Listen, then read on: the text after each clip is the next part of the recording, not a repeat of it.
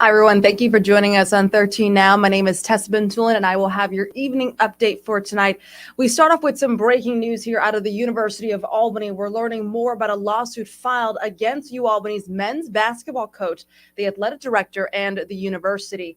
The lawsuit is filed in federal court by a former basketball player at the school. Former men's basketball player Luke Fizelich says head coach Dwayne Killings violently grabbed him, threw him up against a locker, and hit him in the face, drawing blood. The lawsuit says the incident happened before a game last November in Kentucky. The filing states the incident was witnessed by every assistant coach and player on the team, but no one reported it to UAlbany administration.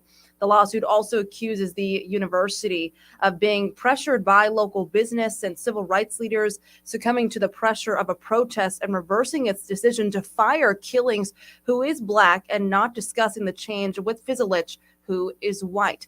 After last season, UAlbany investigated what it's calling inappropriate physical contact between Coach Killings and a student athlete prior to a game.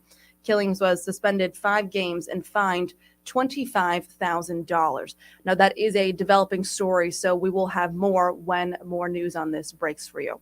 We're going to move on now to a story about road safety. One group is suggesting ways that roads can be safer after a series of fatal pedestrian accidents here in the capital region. I'm going to bring in our reporter, Tanika Penix. Here she is now. And Tanika, you have been working on this story for us tonight.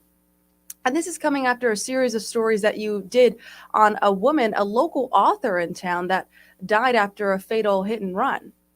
That's right, Tessa, and that woman is Tanisha Brathwaite. Now, I've been talking to her family since the accident, and of course, they're devastated by all of this. The accident happened on September 14th.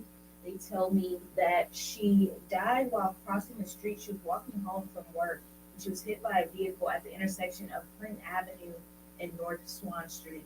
Now, it's been over 2 months now, and there's still no arrest. Today, I spoke to the president of the Albany Bicycle Coalition, and he tells me they'll have a day of remembrance on Friday for Tanisha and other victims of traffic accidents dating back to 2017. But it's more than just a day of acknowledgement.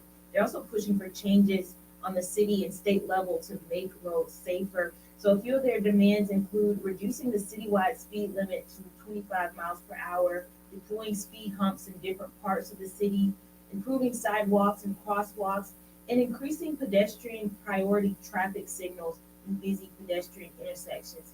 So at 9 tonight and at 11, the president of the group will explain how those changes will make the roads safer. So it's a very great conversation that I had with him. I think it'll be insightful. Perfect. So you'll have the full story for us, like you said, at 9 and 11 o'clock on My 4 and 11 on NewsChannel 13. Tanika, thank you so much for joining us.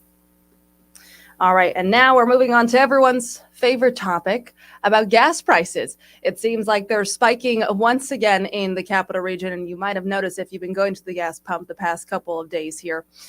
So you might remember back in June, New York State suspended the gas tax, saving drivers a little extra cash, but that's set to expire on December 31st. Tonight, there's a growing support for that deadline to be extended. Senator Jim Tedisco says the best gift lawmakers could give people is extending the gas tax holiday beyond the holiday season. Tedisco wants to see the full 33-cent state tax go, save people 33 cents per gallon. Democratic Assemblyman Angelo Santa Barbara has also signaled his support of extending the tax break, but Tedisco wants to take it one step further. He wants to suspend the full tax whenever we see gas above $3. He says it could save families up to $5 to $7 in a fill-up. This is not the time for locals, the state of New York, even the federal government to take their foot off the brake as it relates to inflation. And in this case, reducing that burden of the one essential thing that upstaters have to have.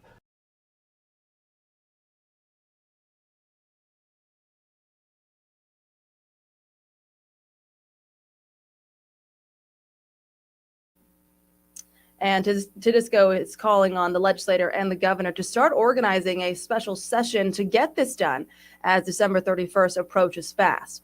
Now, Stella Porter had this story for us today, and you can also see it on our website for all the full details on WNYT.com. And lastly, but not least, we do have our weather, of course. Now, today was the first day of snow for the capital region. Actually, I saw a lot of people on our Facebook page commenting that they're pretty happy about the snow, especially because it didn't really get so much on the roads. So by the time that you were hitting the roads for work, it wasn't so slushy and sloppy.